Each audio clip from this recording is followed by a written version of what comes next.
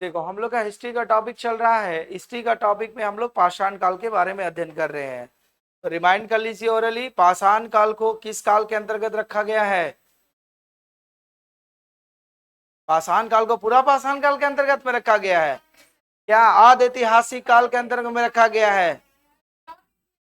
उसी को प्राग ऐतिहासिक या अग ऐतिहासिक ऐसे बोलेंगे, एक अर्ध ऐतिहासिक काल बीच का है। ठीक है, तो आपका पहले इतिहास के चक्र को कितने भागों में बांटा गया था? 3। कौन कौन सा? प्राग ऐतिहासिक, अग ऐतिहासिक और ऐतिहासिक काल। ठीक, उसके बाद प्राग ऐतिहासिक काल के अंतर्गत में किस काल को रखा गया है? पाषाण काल। फिर पाषाण काल को कितने भागों में बांटा गया है? 3 भाग में। कौन कौन सा? पूरा पाषाण काल, मध्य और निम्न पाषाण काल।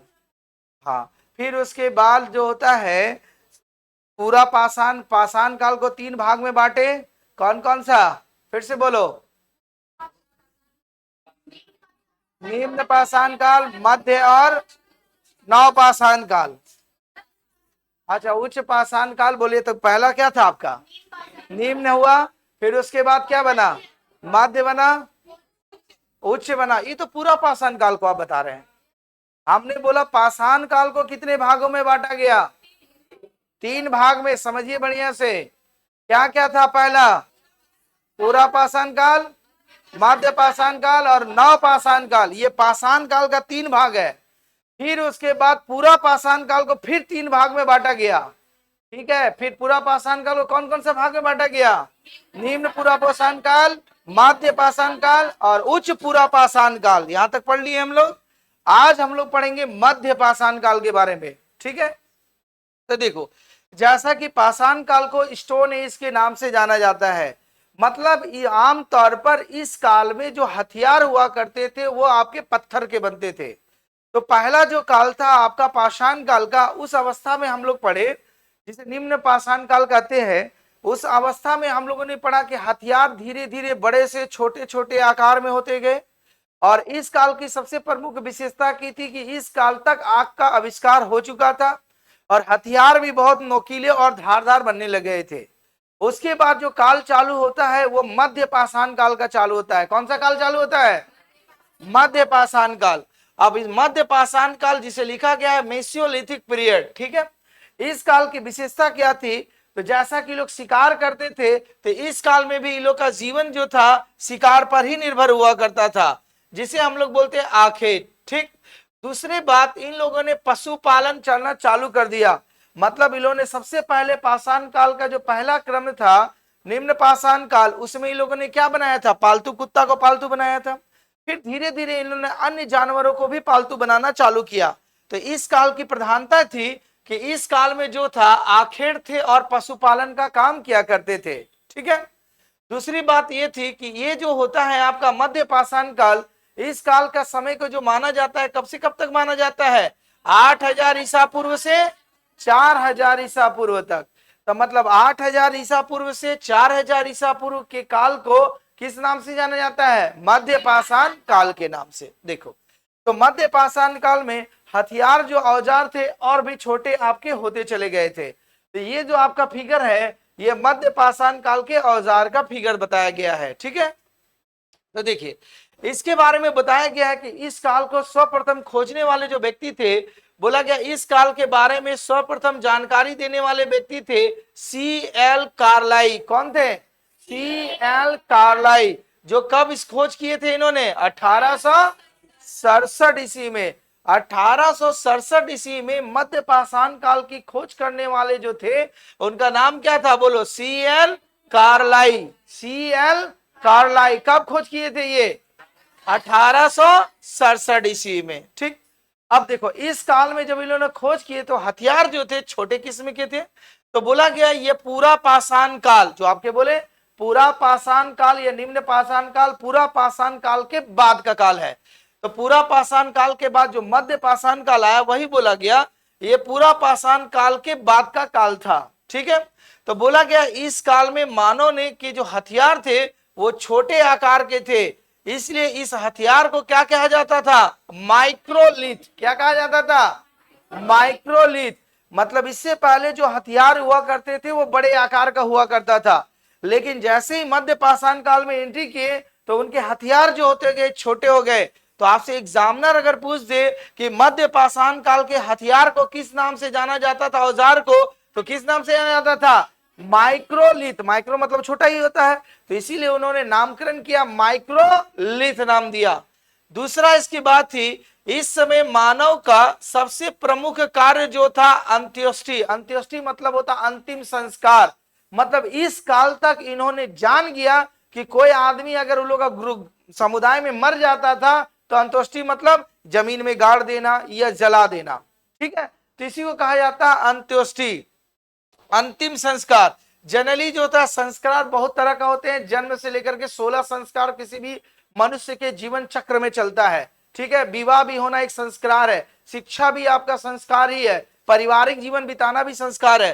तो जो मनुष्य का संस्कार का अंतिम चरण में जब पहुंचेंगे वही होता अंत्येष्टि, मतलब जब वो मर जाता है तब जो उसमें संस्कार करते हैं वही उसका अंतिम संस्कार होता है। इसलिए हम लोग बोलते हैं ना बोलचाल के भाषा, उसका अंतिम संस्कार हो गया मतलब उसको मर गया, जला देना या दफना देना, दैट इज कॉल्ड उसका लास्ट संस्कार, मतलब उसके जीवन चक्र का अंतिम संस्कार चलता है। समझ में आई बात? तो मतलब इस काल तक मानव को पता हो गया था कि अंत्येष्टि मतलब अगर कोई व्यक्ति मर जाए तो उसको दफना देना है या जला देना है। इस काल की प्रमुख विशेषता रही होगी। तो इस काल की 3 महत्वपूर्ण विशेषता आपकी रही। पहला नंबर, इसके औजार छोटे हो गए। दूसरी बात, इसका जो अंतिम संस्कार चालू करने लग गया, और ये क्या करने लगे? पशुपालन ध्यान करने लगे। क्यों? आगे चल के हम लोग पढ़ेंगे कि ये लोग नवपाषाण काल में खेती बाड़ी भी स्टार्ट करेगा। तो जब आप पशुपालन करेंगे तो उसी से हम लोग क्या होगा, खेती बाड़ी जैसे अभी के जमाना में करते हैं। विलेज एरिया में क्या होता है, घर में पालतू जानवर बैल रखते हैं, क्या रहते हैं, क्या बोलते हैं, और भी जानवर को रखते हैं, जिससे हम लोग खेत जोताई का काम करते हैं। मतलब मानव जो होता है, जैसे आपको बोले थे, आपका पाषाण काल के अंत तक आते आते, पूरा पाषाण काल के अंत तक आते आते होमोसेपियंस में कन्वर्ट होने लग गया था। मतलब अब मानव का विकास क्रम बढ़ने लग गया था। अब वो सोचने लग गया था कि किस प्रकार आगे की हम लोग की प्रक्रिया करना चाहे, क्योंकि आग का आविष्कार उन लोग का हो चुका था, पालतू जानवर भी बनाने लग गए थे, हथियार भी धीरे धीरे बड़े से छोटे आकार में होने लग गए थे। तो धीरे धीरे परिवर्तन उन लोगों का चालू हो गया। तो याद रखिएगा, मध्य पाषाण काल की सबसे प्रमुख विशेषता क्या थी आपकी? पहली विशेषता शिकार करना था, दूसरा पशुपालन करना था, तीसरा अंत्येष्टि जिसको बोलते हैं अंतिम संस्कार। तो बोल लीजिएगा, अगर एग्जामिनर पूछ दे कि अंतिम संस्कार की प्रथा किस काल में चालू हो गई थी, किस काल में चालू हुई थी? मध्य पाषाण काल में। किस काल में? मध्य पाषाण काल में, ठीक है। तो इसकी बात सबसे 3 क्वेश्चन यहां से आपसे क्रिएट हो गई। सबसे पहले इस काल के खोज करने वाले इतिहासकार का नाम क्या था आपका? CL कार्लाई। CL कार्लाई, रिपीट कीजिए, CL कार्लाई। काल से बना दो कार्लाई। और ये कब खोज किए थे? 1867 में। कब किए थे? 1867 में। इस काल के हथियार को किस नाम से जाना जाता था? माइक्रोलिथ। पृथ्वी लोक में इधर है ना। इस काल के हथियार को किस नाम से जाना जाता था? माइक्रोलिथ। क्यों इस हथियार को माइक्रोलिथ कहा जाता था? क्योंकि ये हथियार जो होते थे छोटे होने लग गए, इसीलिए उस हथियार का नामकरण कर दिया माइक्रोलिथ। देखो ये मध्य पाषाण काल के हथियार है। ये जो आपका फिगर ड्रॉ किया गया है, इस मध्यकालीन पाषाण काल में जितने भी हथियार थे इसी टाइप के आपका देखने को मिलते हैं, ऐसा साक्ष्य मिला है आपका, ठीक है। और अंतिम संस्कार किस काल में प्रारंभ हो गया था? मध्य पाषाण काल। समझ में आ गई बात? आइए, इसके बाद अगली विशेषता क्या थी? इस काल में मिले हैं क्या? इस काल में मानव के अस्थि पंजर, अस्थि पंजर समझते हैं ना, कंकाल, जो जल जाने के बाद जो हड्डी केवल दिखता है बॉडी में, कंकाल उसी को ना बोलते हैं।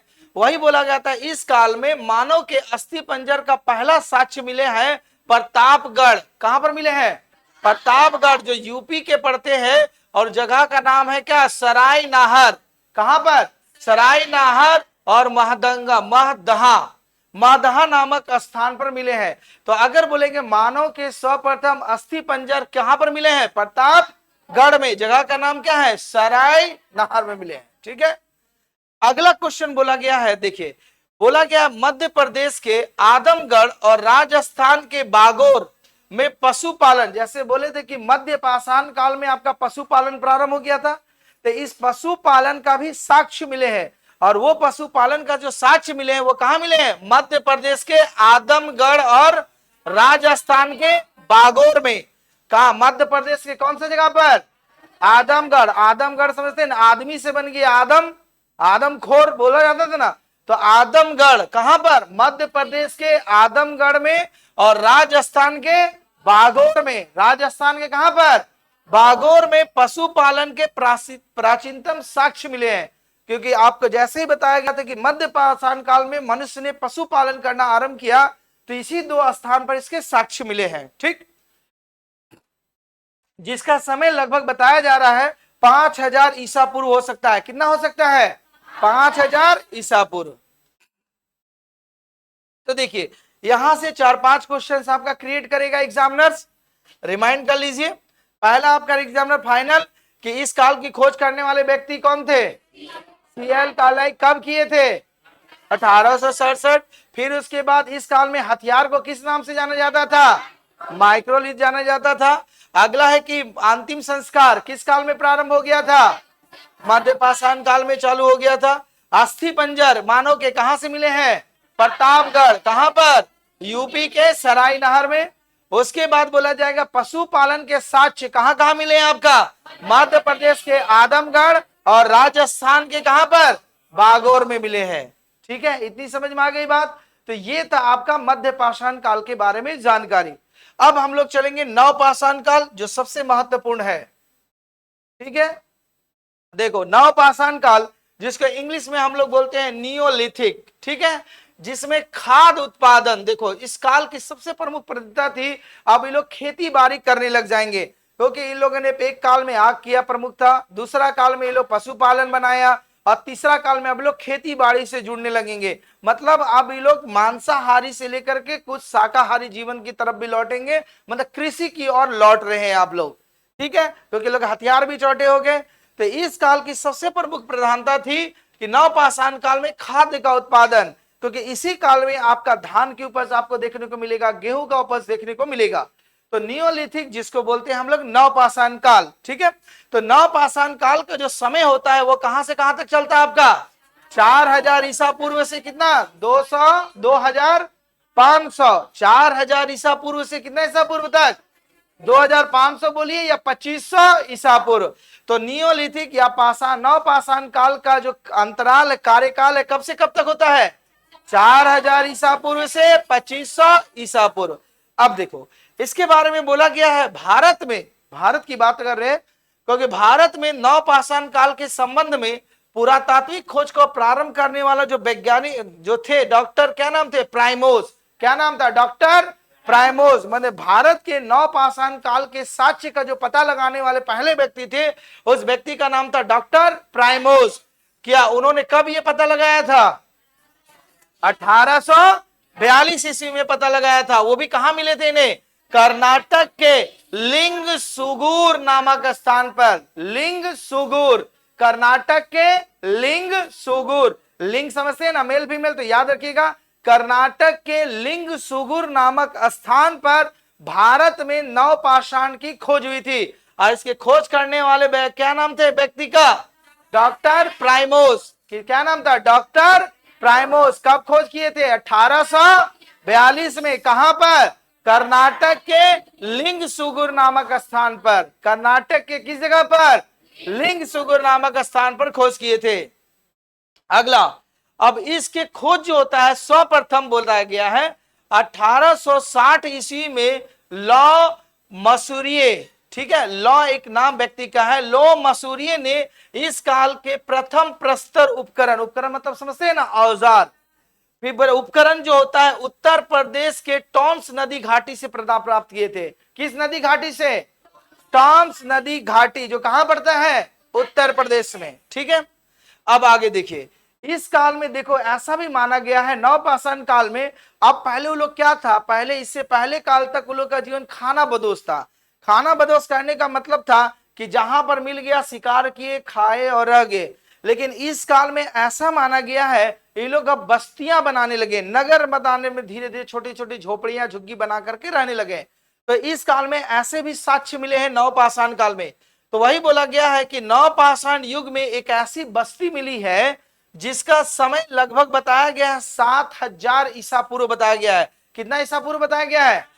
तो बस्ती मतलब समझते हैं ना, जैसे दो, एक घर यहाँ एक यहाँ, छोटे छोटे छोटे छोटे झोपड़ी टाइप के ये लोग रहना प्रारंभ कर गया, ऐसा माना गया था नवपाषाण काल में। तो बोला गया नवपाषाण युगिंग जो होता है प्राचीनतम बस्ती, इस तरह का सबसे पहली बस्ती जो देखा गया था वो पाकिस्तान में स्थित जगह है, बलूचिस्तान प्रांत के मेहरगढ़ में। कहां पर पाया गया पहली बस्ती? पाकिस्तान के बलूचिस्तान प्रांत के मेहरगढ़। तो मेहरगढ़ जो पड़ता है कहां पर पड़ता है? बलूचिस्तान। और बलूचिस्तान कहां है? पाकिस्तान क्षेत्र में। तो उसी जगह पर जो पाया गया है एक बस्ती पाया गया था। तो आपसे एग्जामिनर पूछ देगा कि सर्वप्रथम बस्ती का जो पता लगा है वो किस जगह पर लगा था?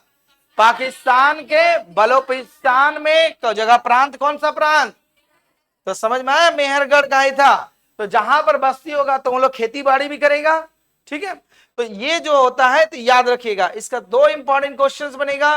सर्वप्रथम इस पेज का कि सबसे पहले बस्ती का खोज जो हुआ पाकिस्तान के बलूचिस्तान प्रांत के मेहरगढ़ में पहला, और दूसरा नंबर है कि इस काल को भारत के सर्वप्रथम खोजने वाले व्यक्ति का नाम डॉक्टर कौन था? प्राइमेस था, ठीक है। अब आइए अगली बात। अब अगली बात में आया, देखो जहां पर अभी बताएं कि जब बस्ती होगा तो वहां पर क्या होगा? कृषि भी करना लगेंगे। तो कृषि का जो साक्ष्य मिले हैं, प्राचीनतम साक्ष्य इसी मेहरगढ़ पर मिले हैं। कहां मिले हैं? मेहरगढ़। और मेहरगढ़ पड़ता कहां पर है? पाकिस्तान के बलूचिस्तान प्रांत में। कहां पर है? मेहरगढ़ में।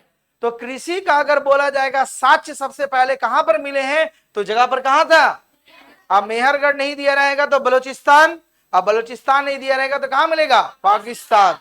आइए उसके बाद दूसरे साक्ष्य जो देखने को मिले हैं वो इलाहाबाद स्थित कोल्डिहुआ। कौन से? इलाहाबाद स्थित कोल्डिहुआ में एकमात्र मानव नवपाषाण पुरातत्व जहां पर चावल और धान के प्राचीनतम साक्ष्य मिले हैं।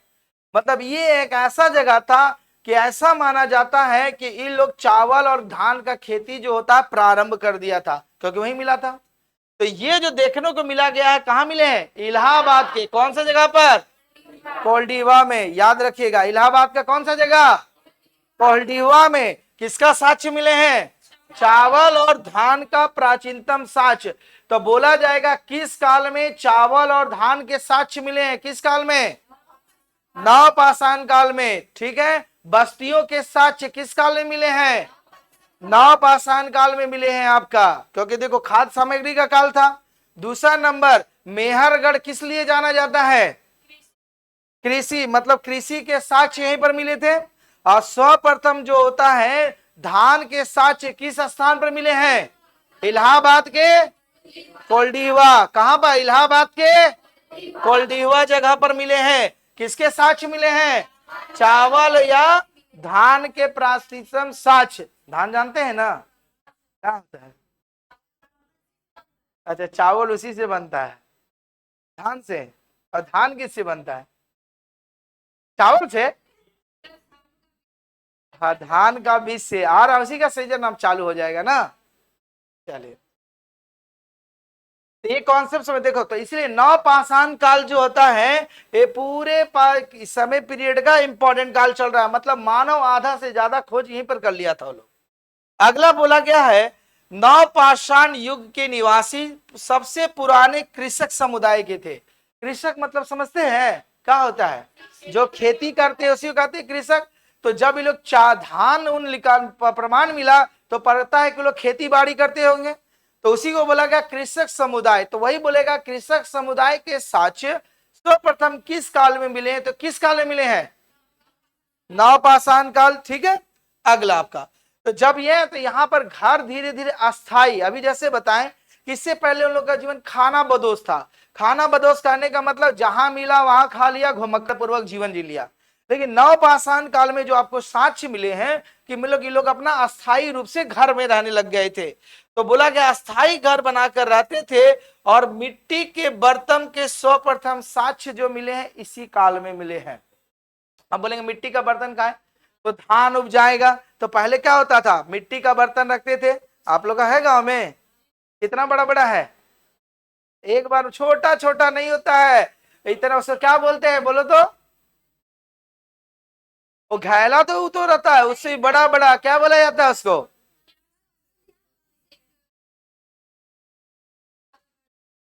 बड़ा वाला घड़ा तो सिर्फ लिमिटेड, वो बड़ा बड़ा टोकरी का बनता है, क्या बोलते हैं, क्या बोला जाता है, लो,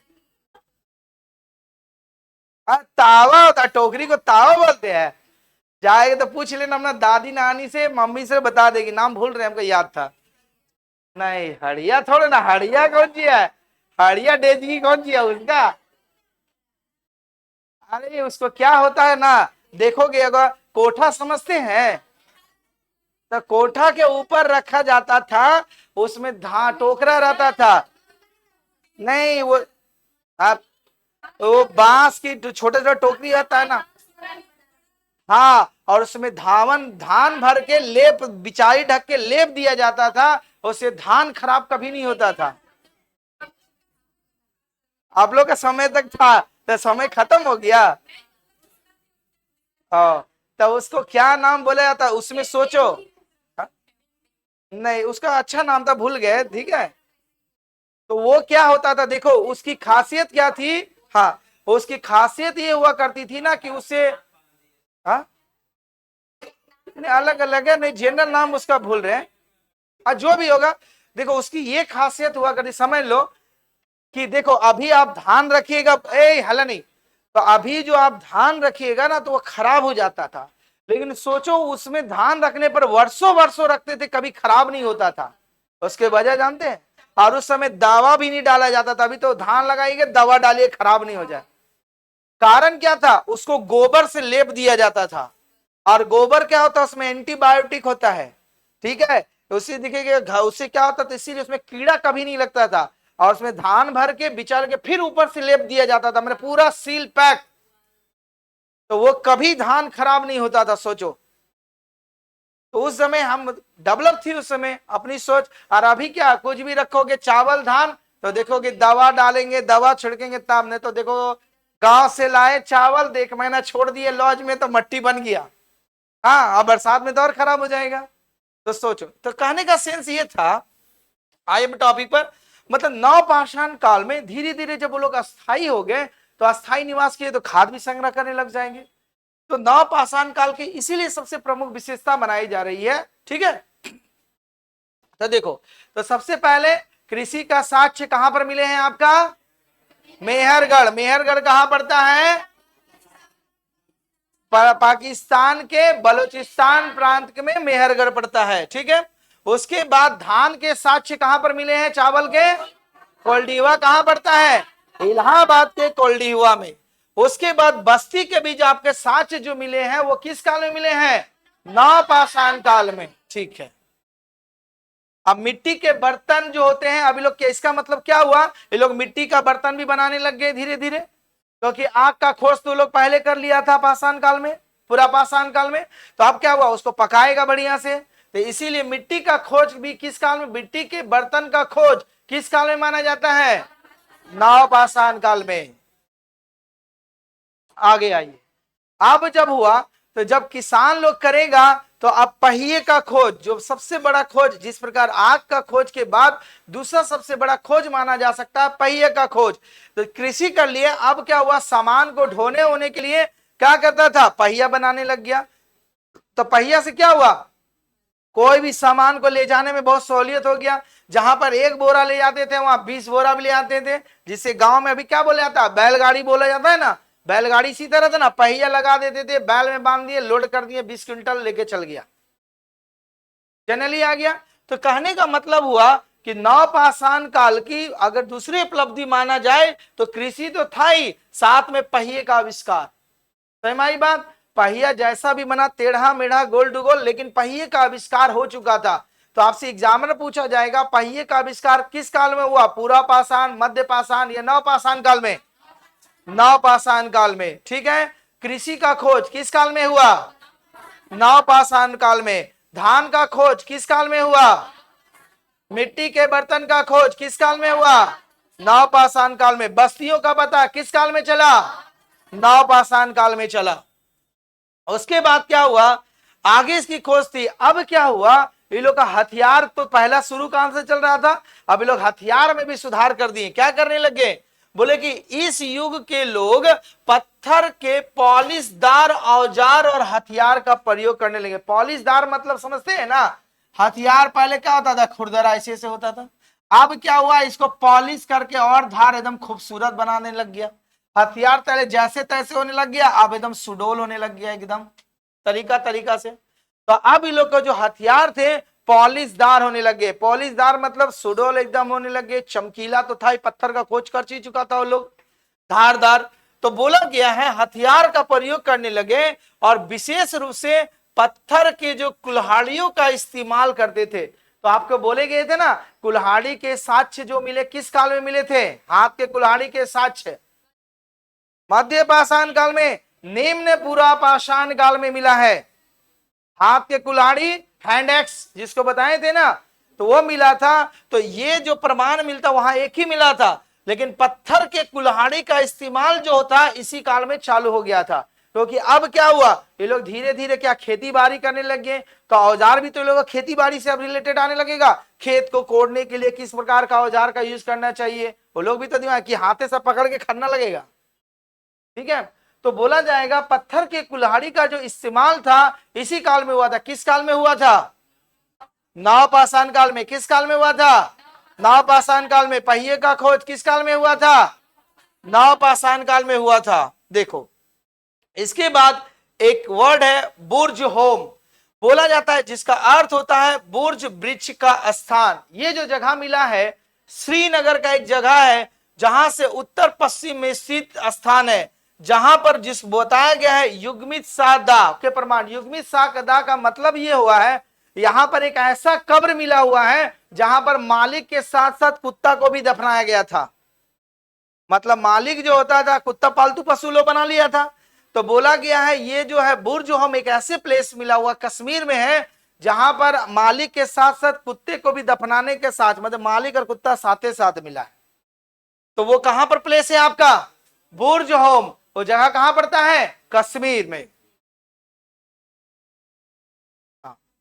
फिर उसके बाद देखो नवपाषाण काल का एक और स्थान जो मिलेगा गप्तकल राल, जिसका अर्थ है कुल्लाल, जहां पर कुम्हार की गुफा, मतलब मिट्टी के बर्तन का इस जगह होता था।